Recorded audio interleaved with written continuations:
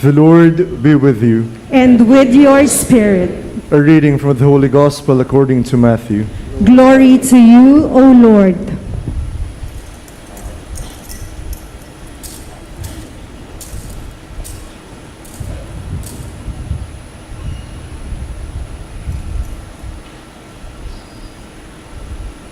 The disciples approached Jesus and said, "Who is the greatest in the kingdom of heaven?" He called the child over, placed it in their midst, and said, "Amen, I say to you, unless you turn and become like children, you will not enter the kingdom of heaven. Whoever humbles himself like this child is the greatest in the kingdom of heaven. And whoever receives one child such as this in my name receives me. See that you do not despise one of these little ones. For I say to you that their angels in heaven always look upon the face of my heavenly Father." The Gospel of the Lord. Praise to you, Lord Jesus Christ. Please remain standing.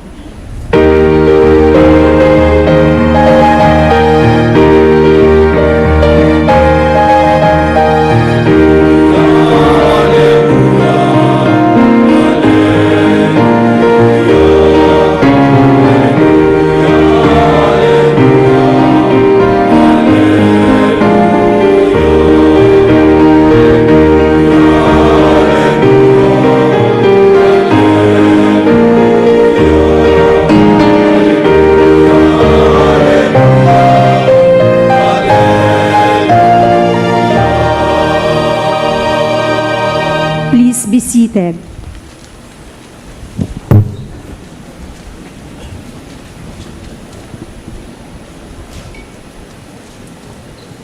Your Eminence, my brother priest, our dear seminarians, my dear brothers and sisters, Happy Fiesta. Happy Fiesta!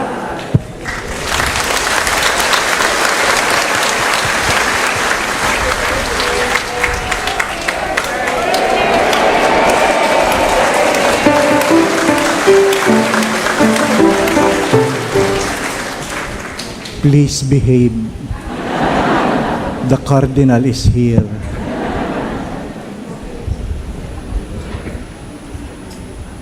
I'm also celebrating my 61st birthday today. Ano pa?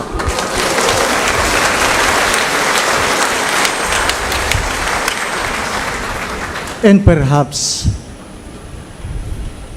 an invitation not only to me but to everyone who have been in this world a little longer. When I say a little longer, sa Tagalog, matatanda na. Ano po?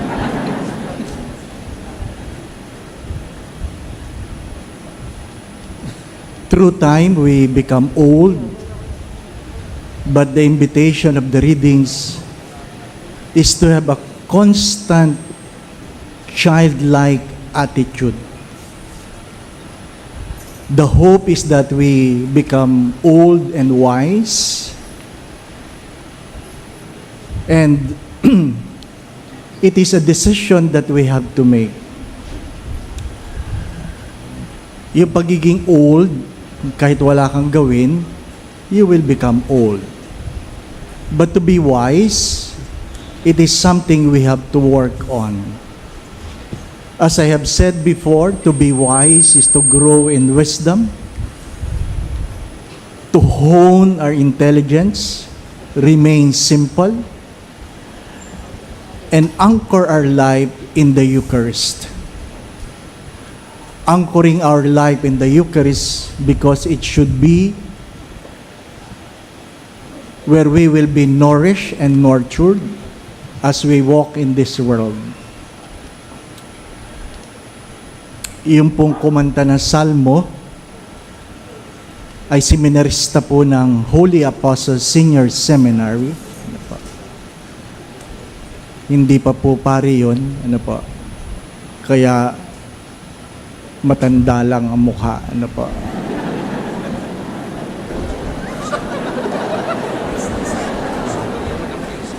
Sinadya ko po silang imbitahan kasi unang-una para yayain kayo, yung mga binata, yung mga may boyfriend, yung mga magulang na may anak na lalaki,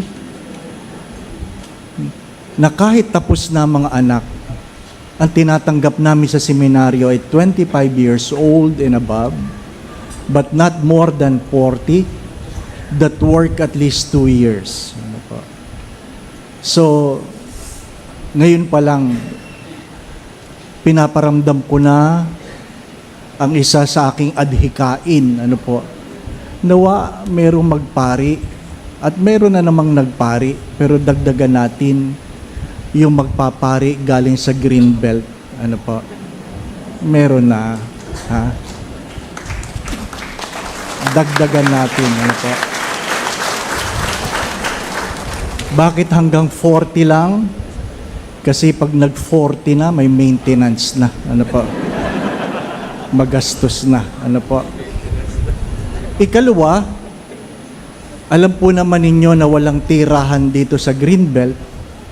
Kaya pinapaalam ko po sa inyo na ako po ay nakikitira sa Holy Apostles Senior Seminary. Yun.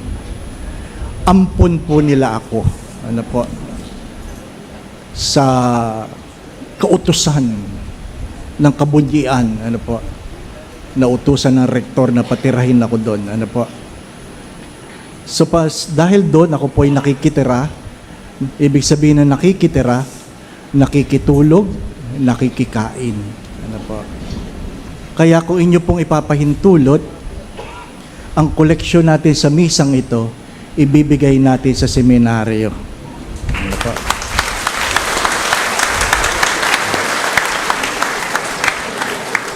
Kita nyo na hindi kayo makapalakpak. Laki-lakihan ninyo, ha? Kasi pag ako ay namayat talagang, ibig sabihin walang makain. Ano po? Mahalaga yun. When we want to nurture and grow in wisdom, we must find a community where they will help and support us. As Simon Sinek have said many times, if you want to walk fast, you can walk alone. If you want to walk further, we have to walk together. But, dinagdagan ko po yun. But if we want to reach our destiny, we must walk with the right people. And I believe, as the chaplain of this chapel, this missionary territory, I need a community where I can be nurtured in spite of my age. Ano pa? Sabi nila, hindi na daw yung iba, hindi na daw nag-aaral kasi matanda na. Ang sagot ko po doon ay, kaya ka matanda na dahil hindi ka na nag-aaral. Mahalaga yon. Mahalaga na patuloy nating hinuhubog ang ating mga sarili. Alam po ninyo, habang inuupo ako ng kardinal, yung palakpakan na yon, yun ay palakpakang talagang nakakakaba. Ano po?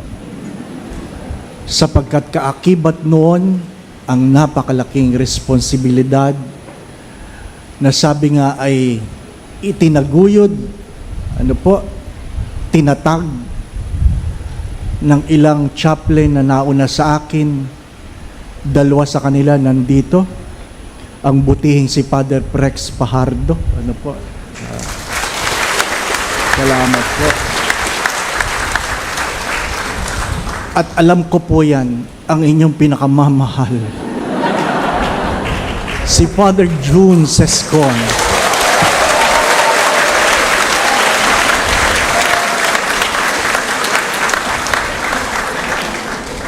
Batchmate ko yan sa seminaryo. Ano po? Hindi kami magkasing edad. Ano po?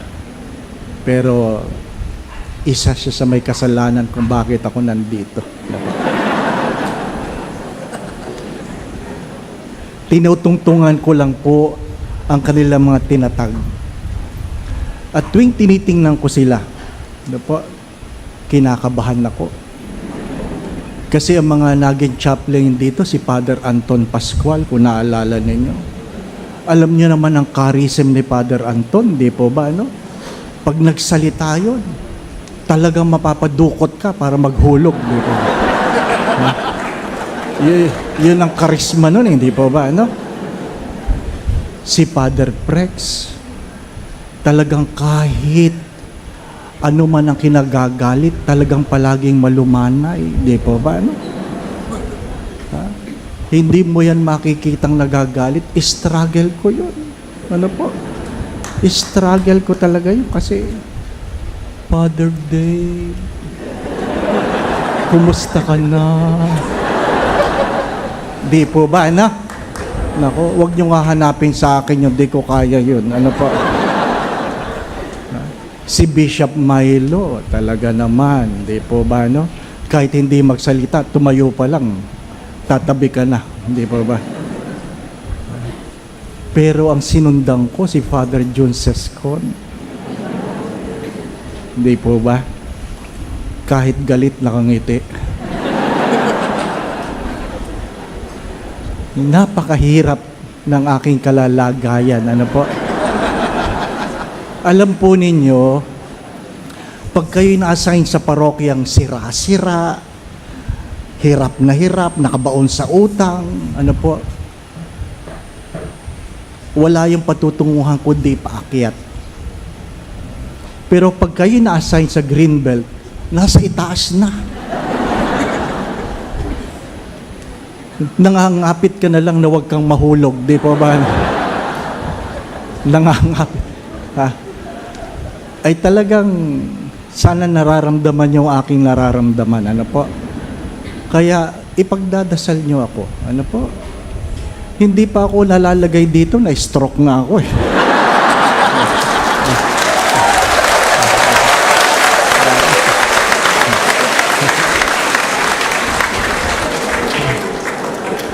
Yung nasabi pa lang, na-stroke na ako.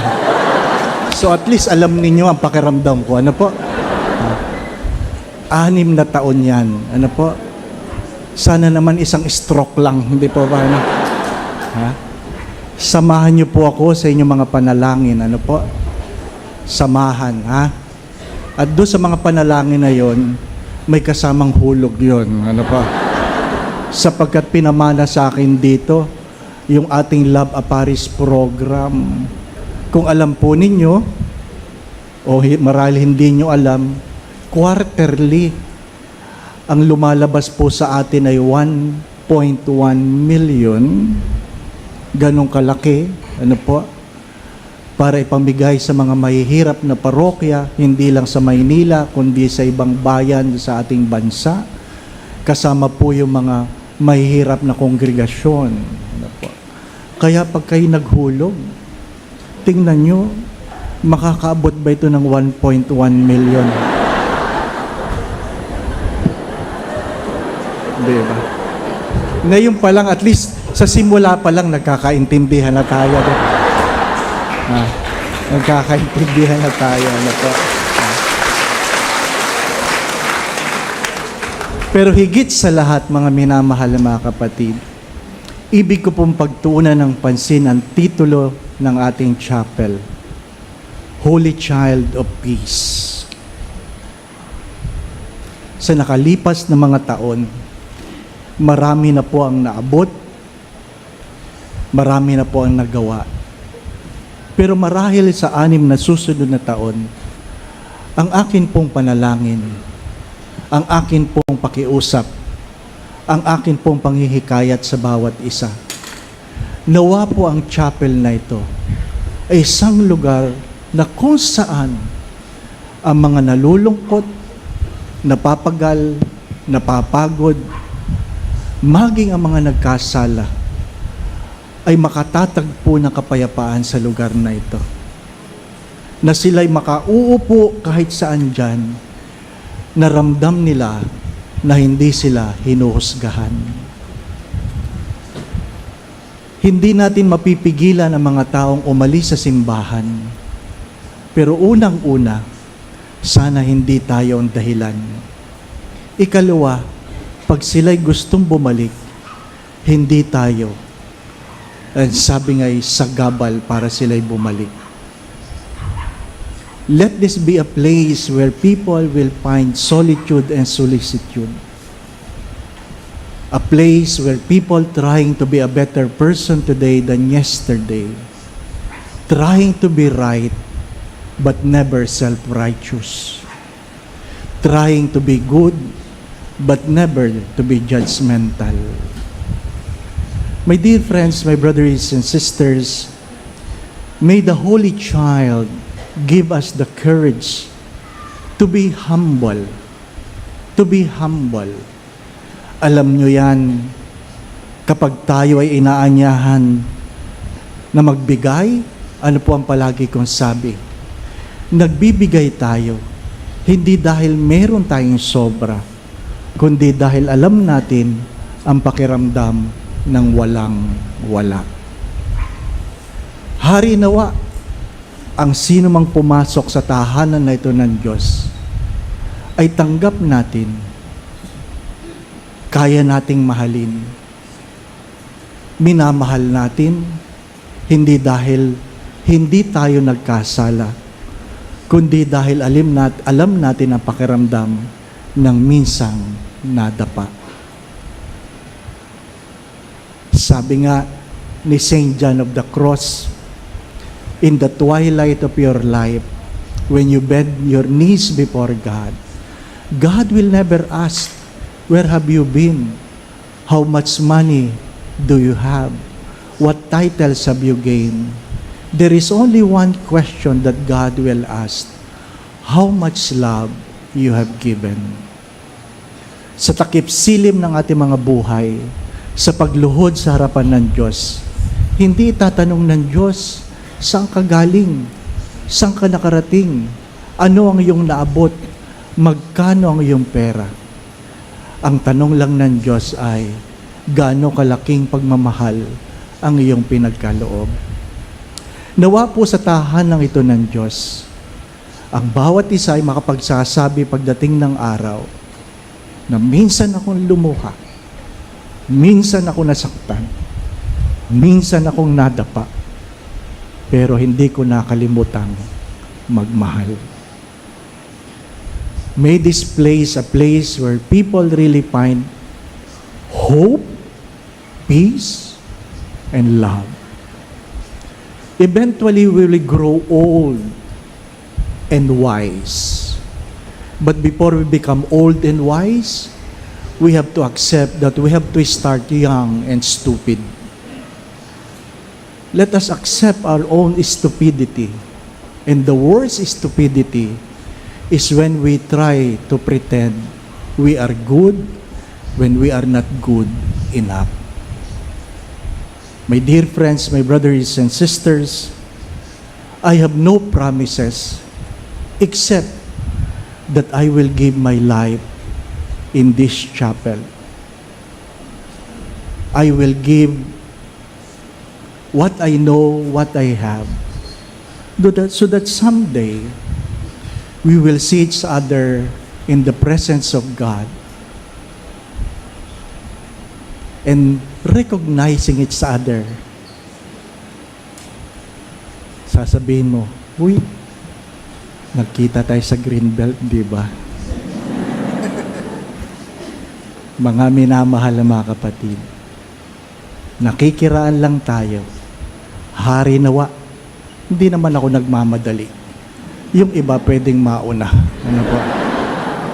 Pero pag tayo nagkita, sana maalaala natin, minsan nagtagpo ang ating mga landas sa tahanan ng Diyos dito sa Santo Niño de Paz.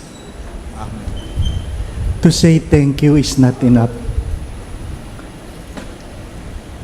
But still, I will say thank you, Your Eminence. Ano po? Daghang salamat kaayo. I would like to thank my brother priests who have been serving here since the memorial. Ano po? Sila po yung mga katulong dito sa Greenbelt. Ano po? Maraming salamat po. Sana po tuloy-tuloy ang ating pagsasama. Ano po? Ang aking po pasasalamat sa lahat ng servants. Ano po? Dito na sila nagputi ang buhok. Ano po? Marami sa kanila. Panahon pa ng hapon, nandito na. Ano po? Sila'y naging tapat, hindi sa kura paroko, kundi sa panawagan ng paglilingkod sa chapel na ito. Ano po? Maraming salamat. Ano po?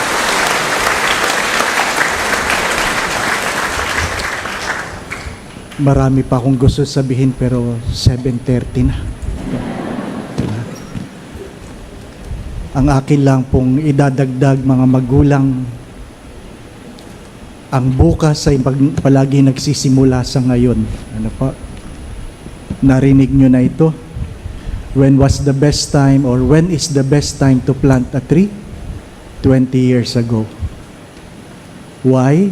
Because you can never eat the fruit of the tree whose seeds you just planted today. But when is the next best time? Today. Let us plant today a better seed so that we can be a better person today than yesterday. Hinay-hinay lang, basta kanunay. Tama ba yan, Father Prex? Yan. Hinay-hinay lang, basta kanunay. Again, maraming salamat po sa inyong lahat.